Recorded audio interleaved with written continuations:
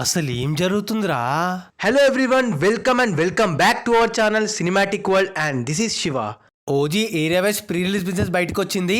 ఎంత కొడితే హిట్, అలానే హల్చల్ ఎలా నడుస్తుంది ఆన్లైన్లో ఆఫ్లైన్లో, ప్రీ సేల్స్ బుకింగ్స్ ఎక్కడి వరకు వచ్చాయి, కంటెంట్ ఇలా ముచ్చటైంది, ఇవన్నీ మాట్లాడుకుందాం. మరి జర మన ఛానల్లో కంటెంట్ నచ్చితే లైక్, షేర్ అండ్ సబ్స్క్రైబ్ చేసుకోండి ప్లీజ్.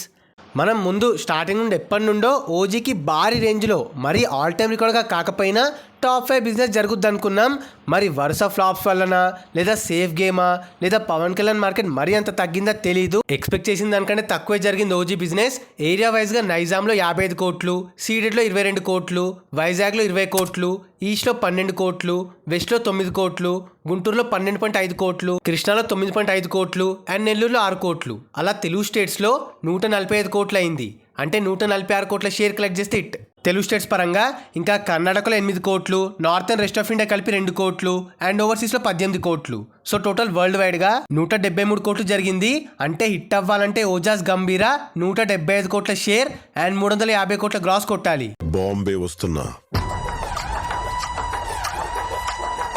తలలో జాగ్రత్త. స్టాక్ వస్తే ఫస్ట్ వీక్లోనే అయిపోద్ది. ఈవెన్ యావరేజ్ స్టాక్ వచ్చిన లాంగ్ రన్లో ఆడేస్తుంది. ఎలాగో తక్కువే జరిగింది బిజినెస్. సో ఓజీ 12th ప్లేస్లో ఉంది. Expected much more. Even Devara, game changer కూడా తక్కువే జరిగింది. అసలు ప్రభాస్ మూవీస్తో కంపేర్ చేస్తుంటే పెద్ద డౌట్ వస్తుంది నాకు. ఎందుకంటే ప్రభాస్ మార్కెట్ బాగా పెరిగిందా లేదా వీళ్ళ మార్కెట్ చాలా తగ్గిందా అని. ఒకసారి టాప్ 5 బిజినెస్ మూవీస్ పైన ఒక లుక్ వేస్తే 5th ప్లేస్లో సలార్ 345 కోట్లు, 4th బాహుబలి 2 352 కోట్లు, థర్డ్ కల్కి 370 కోట్లు, సెకండ్ RRR 450 కోట్లు అండ్ ఫస్ట్ ప్లేస్లో పుష్ప 2 617 కోట్లు. రీజనల్ పరంగా 5th ప్లేస్లో భీమ్లా నాయక్ 108 కోట్లు, 4th సర్కార్ పాట 120 కోట్లు, థర్డ్ అజ్ఞాతవాసి 125 కోట్లు, సెకండ్ ప్లేస్లో ఆచార్య 131 కోట్లు అండ్ ఫస్ట్ గుంటూరు కారం 132 కోట్లు. Coming to bookings and pre sales. Bookings book my షోలో పర్ అవర్ 15K ట్రెండ్ అవుతుంది. రిలీజ్కి ఇంకా 2 days ఉంది కాబట్టి పెరగాలి. అండ్ హైదరాబాద్లో అడ్వాన్స్ సేల్స్ 9 crore రీచ్ అయింది. ఇవాళ నైట్ లోపు 10 crore దాటేస్తుంది. అండ్ టోటల్ ఇండియాలో 35 crore క్రాస్ అయింది.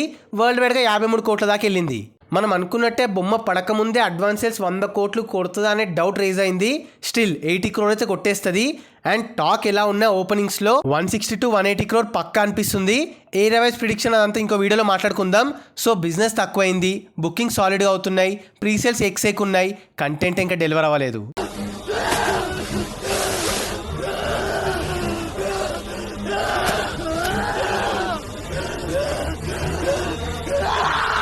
లిటరల్గా ఇన్ని రోజులు ఏం చేశారో అర్థం కావట్లే.